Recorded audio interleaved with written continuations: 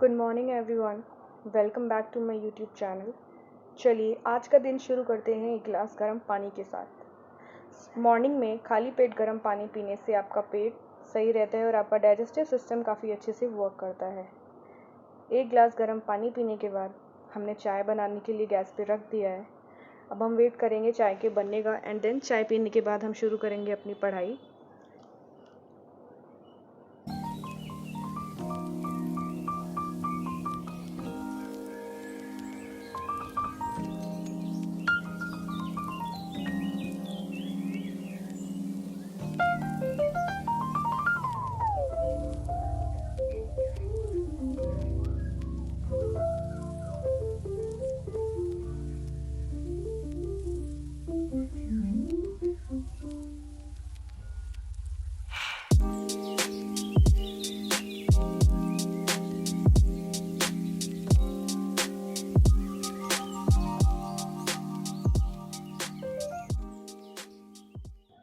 तो इसी के साथ हमारी चाय जो है वो पक चुकी है। अब इसको हम छान लेते हैं एंड देन फिर उसके साथ चाय के साथ कुछ पढ़ाई करेंगे।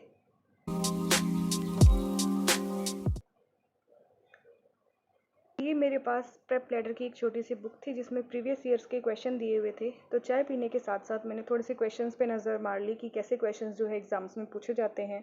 तो उससे हमको थोड़ा आइडिया लग जाता है कि हमें कैसी चीज़ों को पढ़ना है और कैसी चीज़ों को छोड़ना है।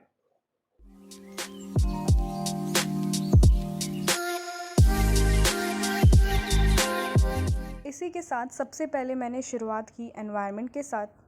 अभी कुछ ही दिनों पहले मैंने शंकर आईएएस की एनवायरनमेंट की ये बुक ख़रीदी है जो कि काफ़ी अच्छी बुक है और इसके अंदर जो सिलेबस है वो एनवायरनमेंट का ऑलमोस्ट कवर किया गया है। बट आपको सिर्फ इसी बुक पे डिपेंडेंट नहीं रहना है, साथ के साथ आपको करंट अफेयर्स पे भी अपना फोकस रखना है। एनवायरनमेंट मुझको काफ़ी इंटरेस्टिंग सब्जेक्ट लगता है जिसमें हम पढ़ते हैं इकोसिस्टम के बारे में, इकोलॉजी के बारे में, इकोटोन्स के बारे में।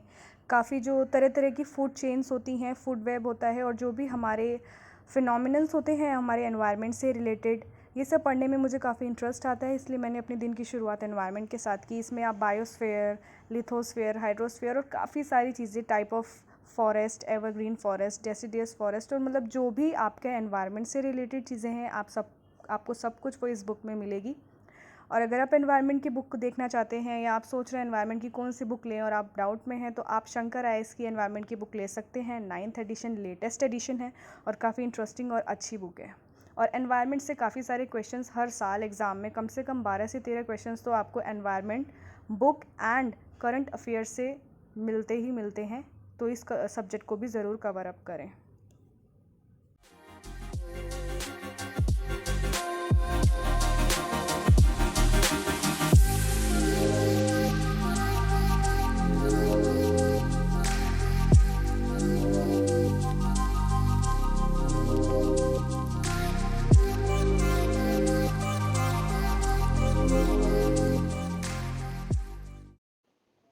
कुछ घंटे पढ़ाई करने के बाद अब हो चला है समय लंच का। तो आइए लंच कर लेते हैं। ये भी बहुत ज़रूरी है, आपको हेल्दी रहेंगे तभी आप पढ़ाई कर पाएंगे। लंच के बाद हमने शुरू किया अपना सेकंड सेशन पॉलिटी के साथ, जिसमें मैंने पढ़ा लक्ष्मीकांत। और लक्ष्मीकांत में हमने आज पढ़ा जुडिशियल रिव्यू का चैप्टर। जुडिशियल रिव्यू क्या होता है? जुडिशियल रिव्यू सबसे पहले जो है वो ओरिजिनेट हुआ था यूएसए में और डेवलप भी किया गया यूएसए द्वारा ही। फिर बाद में इंडिया की कॉन्स्टिट्यूशन में उसको डाला गया।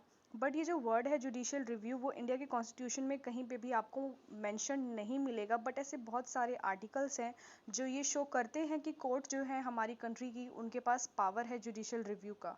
तो ये जुडिशियल रिव्यू होता क्या है? जुडिशियल रिव्यू ये है कि हमारे कंट्री की जो गवर्नमेंट है, जो एग्जीक्यूटिव है या जो लेजिस्लेचर है, वो जो भी लॉ पास करती है तो उस पे जो हमारे देश की कोर्ट है वो चेक करती है उस चीज़ को कि जो भी लॉ ये पास हुआ है वो कहीं हमारे देश के मतलब लोगों के फंडामेंटल राइट्स को वायोलेट तो नहीं कर रहा, या फिर हमारे कॉन्स्टिट्यूशन का जो बेसिक स्ट्रक्चर है उसको वायलेट तो नहीं कर रहा। अगर वो कोई भी ऐसा लॉ पाया जाता है जो हमारे बेसिक स्ट्रक्चर को अफेक्ट कर रहा है या लोगों के फंडामेंटल राइट्स को अफेक्ट कर रहा है, तो जो कोर्ट है उसके पास पावर है कि वो उस पर्टिकुलर लॉ को नल एंड वॉइड या फिर अनकॉन्स्टिट्यूशनल डिक्लेयर कर सकती है। तो ये पावर दी गई है हमारे देश की कोर्ट को।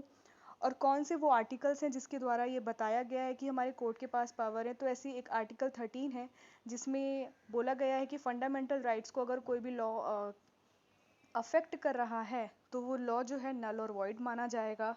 उसी के साथ हमारे को आर्टिकल 32 में बोला गया है कि हमारे पास राइट है सुप्रीम कोर्ट जाने का। अगर हमको ऐसा लगता है कि हमारा कोई भी फंडामेंटल राइट किसी भी लॉ द्वारा जो है वो अफेक्ट किया गया है या वायलेट किया गया है, तो हम सुप्रीम कोर्ट जाके उसके अगेंस्ट जो है कंप्लेन कर सकते हैं। और सुप्रीम कोर्ट के पास पावर है कि वो उस पर्टिकुलर चीज़ के लिए ऑर्डर्स दे सकता है। ये कुछ कॉन्स्टिट्यूशनल प्रोविजंस हैं जुडिशल रिव्यू को लेकर। आइए अब थोड़ी सी सोशियोलॉजी पढ़ लेते हैं। सोशियोलॉजी मेरा ऑप्शनल सब्जेक्ट है, जिसको काफ़ी सारे लोग जो ऑप्शनल सब्जेक्ट्स हैं उसको अवॉइड कर देते हैं या उसको लास्ट में लेने की कोशिश करते हैं। तो ऐसा बिल्कुल भी ना करें। रोज़ की पढ़ाई के साथ अपना 1 से 1.5 घंटा, मैक्सिमम से मैक्सिमम 2 घंटा अपने ऑप्शनल सब्जेक्ट के लिए ज़रूर निकालें और उसको साथ लेके चलें। बिकॉज़ आपको पता है मेंस में आपको ऑप्शनल सब्जेक्ट के 2 एग्ज़ाम लिखने हैं और वो काफ़ी अच्छे मार्क्स कवर करते हैं। अगर आप अपना ऑप्शनल साथ लेके चलेंगे तो वो अच्छे से कवर हो पाएगा और आप उसमें अच्छा स्कोर कर पाएंगे।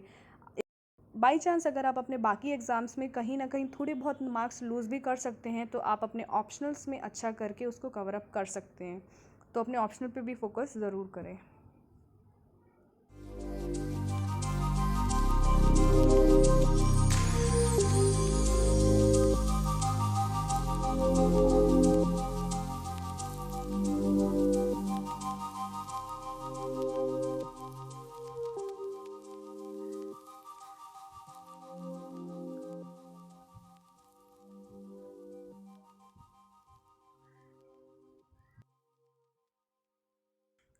अगर आप में से कोई भी यूपीएससी की तैयारी कर रहा है तो प्लीज़ कमेंट बॉक्स में मुझे अपना ऑप्शनल बताइए। सभी लोग कमेंट बॉक्स में मेरे को अपना ऑप्शनल बताइए कि आपका ऑप्शनल क्या है जो आपने चुना है, जिससे मुझे पता चल सके कितने लोग हैं जिन्होंने सोशियोलॉजी एज देयर ऑप्शनल चुना हुआ है।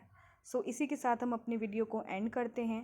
अगर आपको मेरी वीडियो अच्छी लगी हो तो प्लीज़ इसको लाइक करें, शेयर करें एंड मेरे चैनल को सब्सक्राइब करें जिससे आपको सारी वीडियोज़ की अपडेट मिलती रहे।